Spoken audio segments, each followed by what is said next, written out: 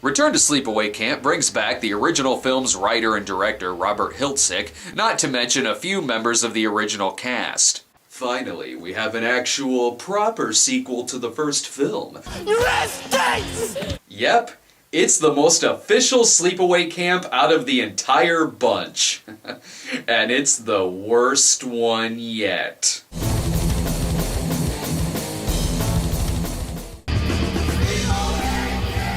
This credit sequence is so bad, and that music is so grating, that it actually makes this catchy. Chick had a dick, that's all you need to remember, so let's move on to the new film. It's in this opening scene that we meet Alan. You better not break my lighter, Alan. Oh yeah? What are you gonna do? Piss on me like you do to your bed every night? Shut up. No, you shut up! This is our lead. Alan is the camp delinquent, and it goes back and forth from him being a bully What are you dicks laughing at? to him being the one who is bullied without any fucking consistency whatsoever. I am not kidding when I say that Alan is the most unlikable lead since Triumph of the Will. You kids have no respect for anything. It's alright, Frank. I'll take it from here. Oh, hey, it's Angela. Everyone say hi to Angela. Hey, why are you talking like that?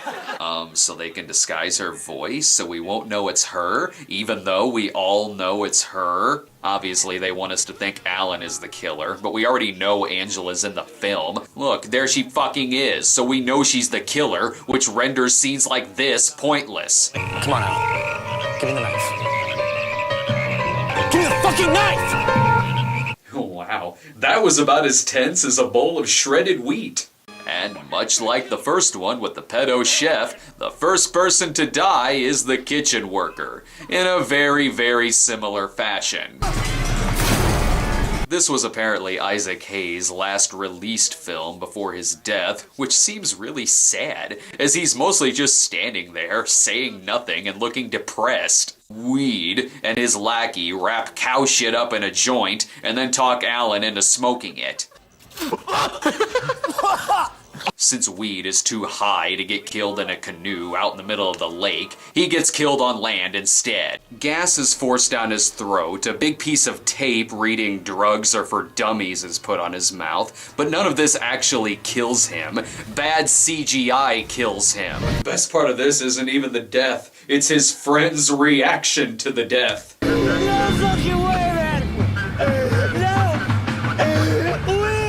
Also, I swear the soundtrack is on loan from an Uli Lamo film. I don't know what's worse, the music or another scene of Alan bothering people again. I just wanted to ask Karen if she would go to my secret hideout with me. Ooh, secret hideout. The girls show up, amazingly, to see Alan, but it's ruined when some of the other douchebags throw skinned frogs at them. But why? Okay, now I want these fucking guys to die too. One, they skinned frogs, and two, they actually made me feel sorry for Alan. None of this works. In the original film, Angela was picked on, she was bullied, yes, but Angela was likable. Angela had a sweet sort of innocence to her that made it more shocking when something slightly dark would happen with her character. Alan is none of those things. Now Vincent is tied up for some reason and, uh-oh, rat death. Angela's getting on a roll here. Now it's time to tie up one of the other counselors and Giovanni Lombardo Radice the hell out of his dick. Fuck!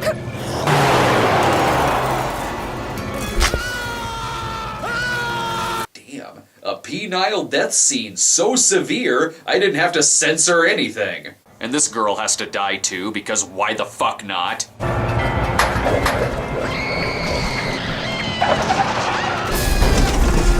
Thankfully, someone here knows what's going on. What are you talking about? She's back, Jenny. That evil little witch is back. Who? Angela. Acting.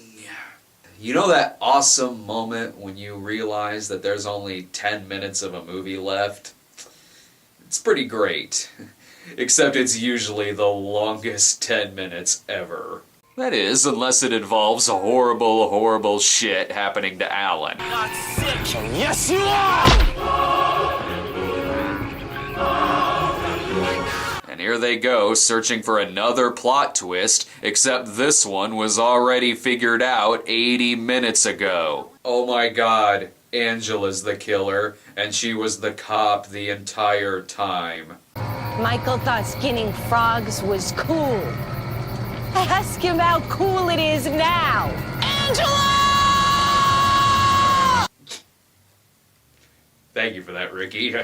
How in the hell would someone not see this coming? You have a sheriff with obvious prosthetics on their face, with a fake beard and a voice box, played by someone who is not only obviously a woman, but obviously Felissa Rose. And if she's killing people for some kind of anti-bullying message, like she said, then why wasn't Alan the first one to go?